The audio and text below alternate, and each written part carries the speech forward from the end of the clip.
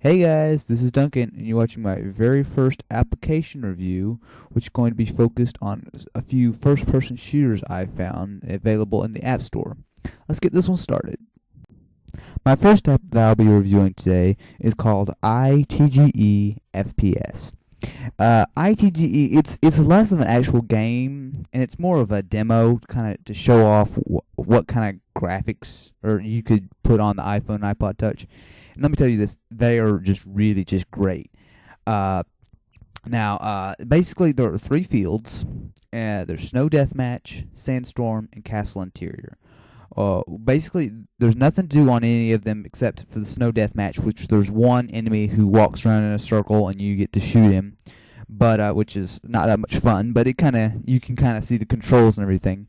One thing that really sticks out though are the graphics. They're phenomenal. You get a third-person view in addition to the normal first-person view, which shows you, and you're quite detailed, the character in the game.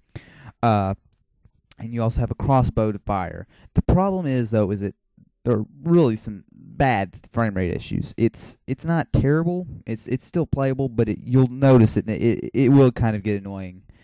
Anyway, the three fields are Snow Deathmatch, which you basically just walk around in a very small courtyard covered in snow, and you shoot at a random guy who's walking around, seemingly for no reason. There's Sandstorm, which shows a really nice, basically just desert in the middle of nowhere, and you walk and walk. It really shows you just how huge the field is.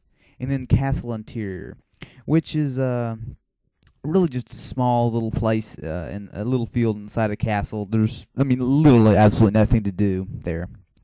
ITGE is definitely a very good app, graphic wise. I would recommend going to pick it up. At least try it once. The next app I'll be reviewing is Half Dead. Half Dead. This is one of the more popular first person shooters in App Store. And that being said, it's not that popular, but just simply because the first person shooters for the iPhone and iPod Touch just kind of seem to be little laggy, and the controls are nowhere near as good as you might find on Xbox or PlayStation. But that being said, Half Dead does a very good job at trying, and at the moment, it's been $1 for a very long time, so I don't think it'll be for long. But for the moment, it's free, and I'd say instantly go out there and download it right now. You can listen to the rest of the review later, but this is definitely a really good one for free. Half Dead, basically, it's no menu screen, nothing. You launch it, there's a loading screen, and you start.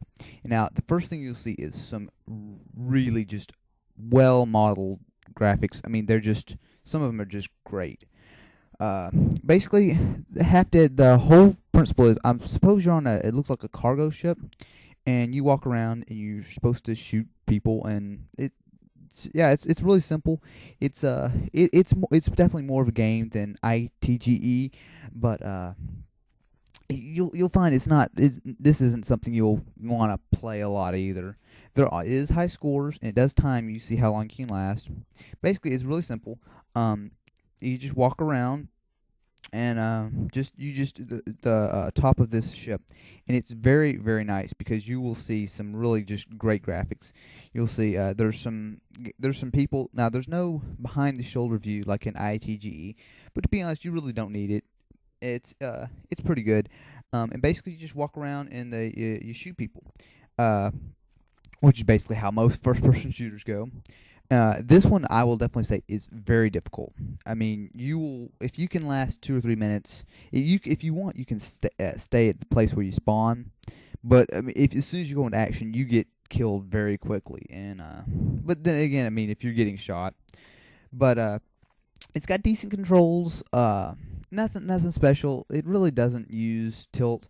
You've got 4 buttons on your right, and you got 2 buttons on your left, and you have a shoot button above. It's not the most intuitive, but it gets the job done okay, I suppose.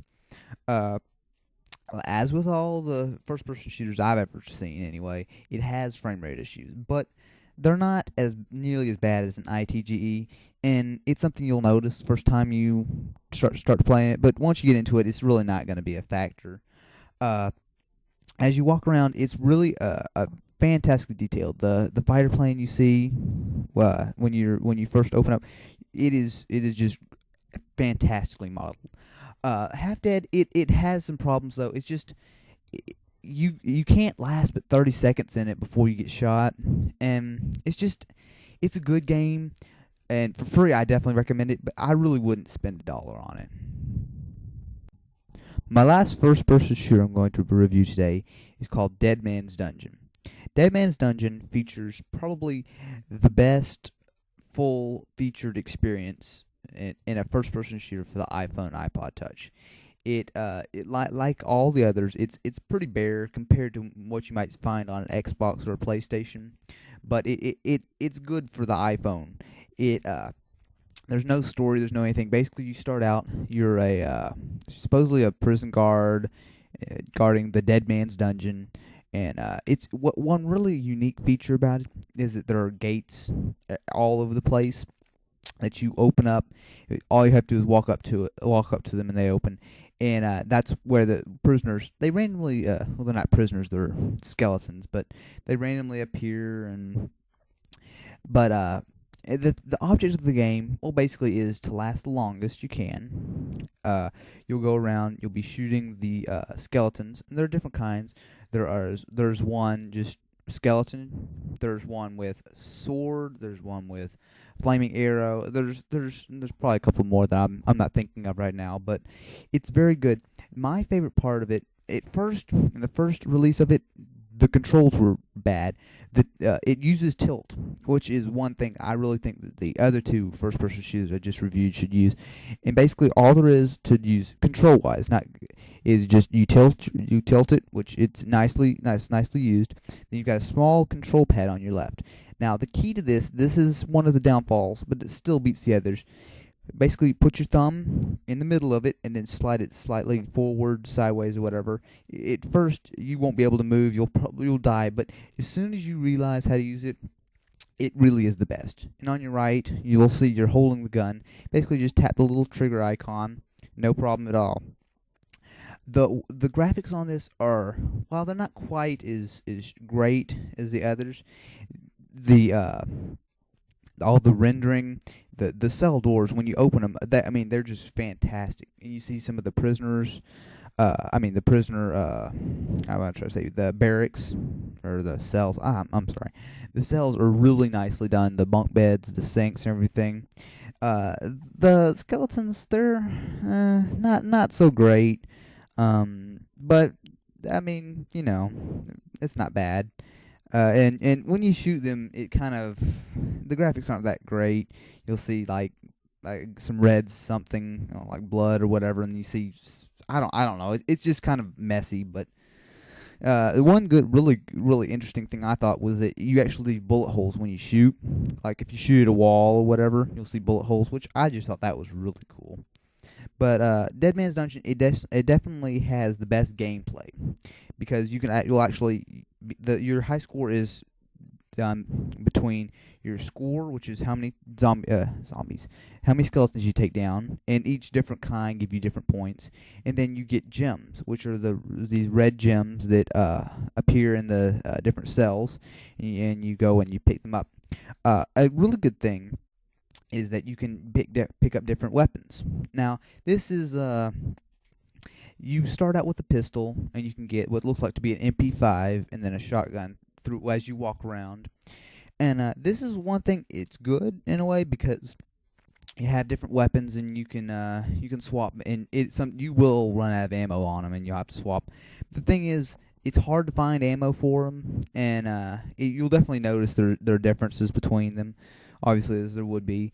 But I don't know, it adds a nice element, but one thing the game really needs is more ammo, because nothing is worse than walking around, you got a bunch of them on your tail, and you don't have any ammo, and that basically just kills you until you can get some more.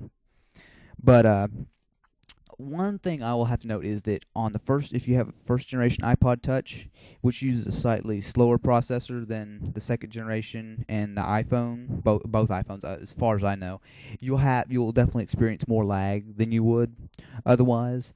I don't have a first generation iPod Touch myself, so I don't really know how bad it is. But I've heard from a friend of mine who says it's not that great. So if you do, you might want to consider it. And the app is 99 cents.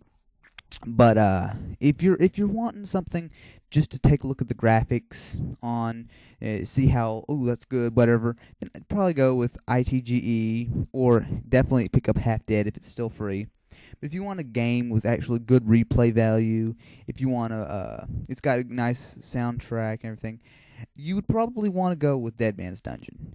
There's a possibility the developers are already working on more levels. They're working on some different things, and it's definitely you do pay $1, but you definitely get what you pay for, because it's a lot of fun. Well, that's just about it. I hope you enjoyed, and thanks for watching. See you guys later.